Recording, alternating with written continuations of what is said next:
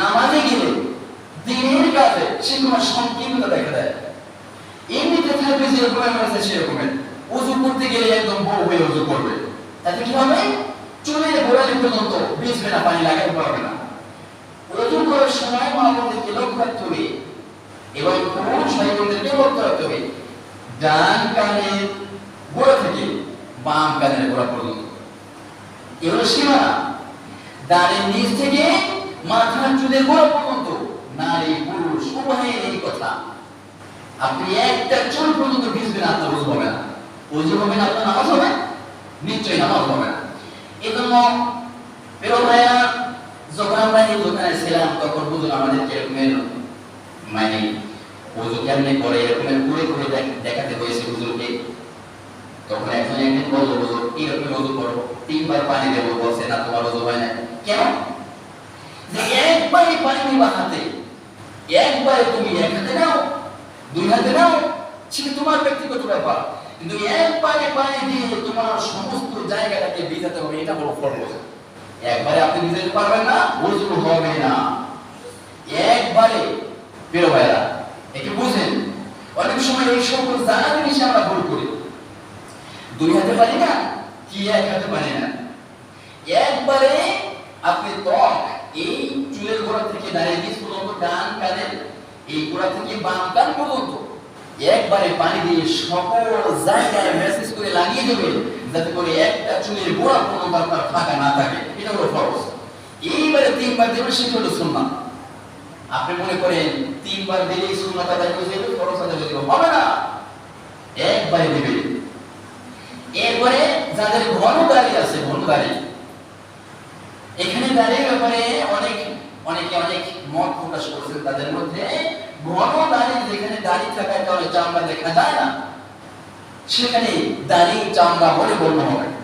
যাদের ঘন দাড়ি আছে একবারে বেশি করে পানি দিয়ে এখানে জমা জায়গাগুলিতে পানি ভালো করে লাগাবেন। লাগানোর পরে এরপরে দাড়িতে এরকম হাত দেবেন, সামনে দিয়ে এরকম খেলাপ করবেন। এরপরে দাড়ির নিচ থেকে হাত দিয়ে উল্টো ফেলে দেবেন, আবার এরকম দেবেন, এরকম দেবেন, উল্টো ফেলে দেবেন। ওযুটা এমনি হয় না। কথাটা বলা যায় যে আরে কি নামাজ পড়ো, কি রোজা আদায় করো, এই হয় না সেই হয় না, কিন্তু নিজেরও একটু উঠে থাকে। এগুলি করতে হবে। যাদের ঘন দাড়ি, আলহামদুলিল্লাহ আল্লাহ পাক পুরুষকে দাড়ি দিয়ে অনেক মর্যাদা দান করেছেন। যাদের ঘন দাড়ি, অনেক সুন্দর দাড়ি, তাই না? কিন্তু নামাজের ব্যাপারে এই দাড়ি কিন্তু অনেকে ওযু নষ্ট করে।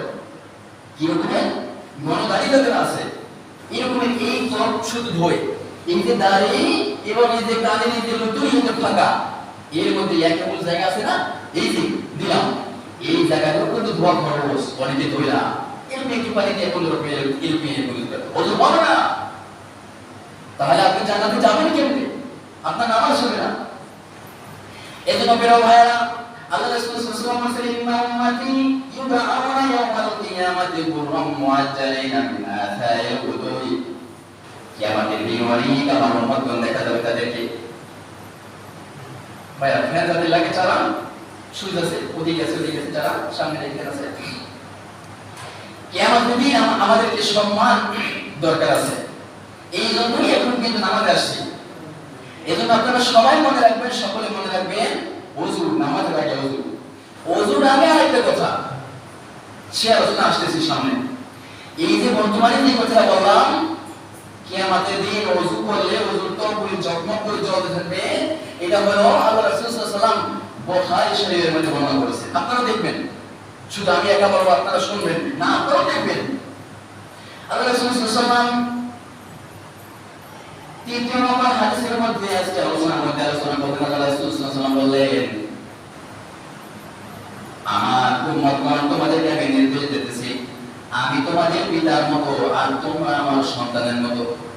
অতএব আমি তোমার গার্ডিয়ান হয়ে তোমাদেরকে নির্দেশ দিতেছি, যখন পায়খানায় তোমরা যাবা, পায়খানা করবা,